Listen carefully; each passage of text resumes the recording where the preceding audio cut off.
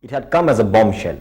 Last month, Manoj Prabhakar had written a signed article in a weekly magazine where he had accused one of his former teammates of offering him a bribe of rupees 25 lakhs to throw away a match against Pakistan in the 1994 Singer Cup.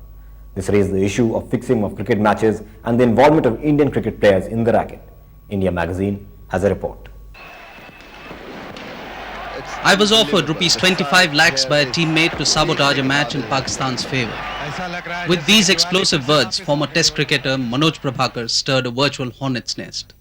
The volatile signed article in a weekly magazine last month brought into focus what had been till recently only innuendos in the tabloid press. Cricket's dirty games was the headline. Prabhakar's allegations were severe. Match fixing was a malady, he claimed. Sponsors and bookies have started exerting pressure and games are now being increasingly fixed. In the article, he wrote that the menace of money power should be checked before it corrupts the minds of cricketers. But since Manoj Prabhakar refused to take the name of the player who offered him the sum to throw away the match during the Singer Cup played in Sri Lanka in 1994, critics were not certain whether his allegations carried any substance. Well, see, when you talk about betting or when you talk about match fixing allegations, I mean, the truth is only as much as you can see. And in the absence of any concrete evidence of any kind relating to any specific individual or any specific match, we are left clutching thin air, and we really have no idea as to whether it actually takes place at all. We only have a few accusations from one former player in particular, that is Manoj Prabhakar. The Board of Control of Cricket in India, BCCI, set up an inquiry committee headed by the former Chief Justice of the country's Supreme Court, Mr. Y.B. Chandrachud. Mr. Manoj Prabhakar and Kapil Dev, whatever they told me was extremely useful from my point of view. Each one of them had some different thing to say. Not that they contradicted each other, but they looked at the future of the game from a different point of view. Deposing before this one-man inquiry committee, Manoj Prabhakar apparently reiterated what he had told the magazine. But once again, he refused to take names.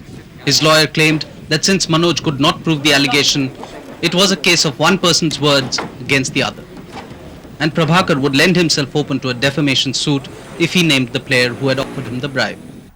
The story about match fixing has been doing the rounds of international cricket for the last few years.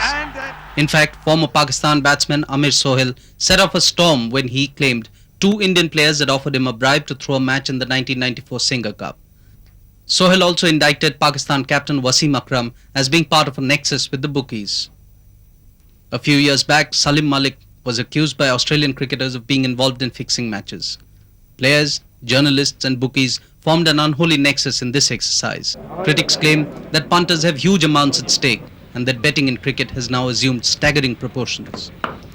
The cricket board, the cricket administrators, cricketers, the press, the media, everybody has got to place this in perspective, clean it up, so that you and I who stand in a cricket queue for hours on end, pay hundreds of rupees, you and I who bet a little money here and there, you and I who perhaps exchange pencils, exchange chocolates as bets, at least we will go into a cricket match knowing fully well that the result has not been decided beforehand.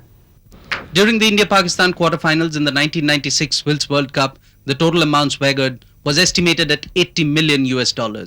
Analysts maintain that the turnover of betting in a single one-day match across India could be anything near 100 crore rupees.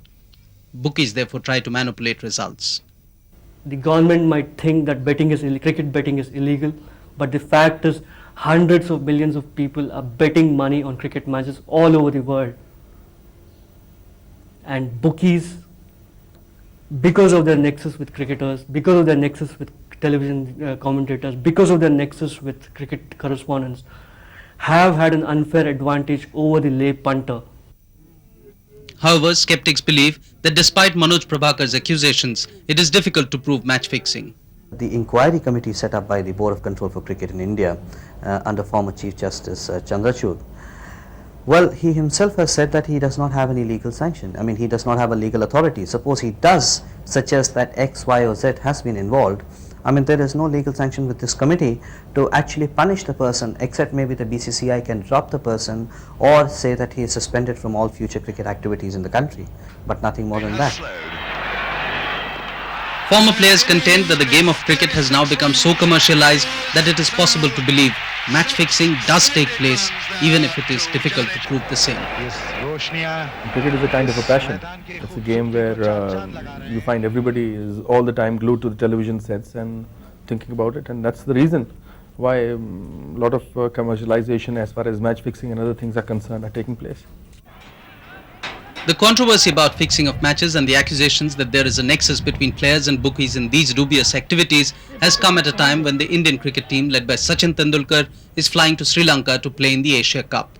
Cricket commentators are hopeful that if India wins the cup, this controversy will probably be put in the back burners, because accusations of fixing games comes only after the team has lost a match.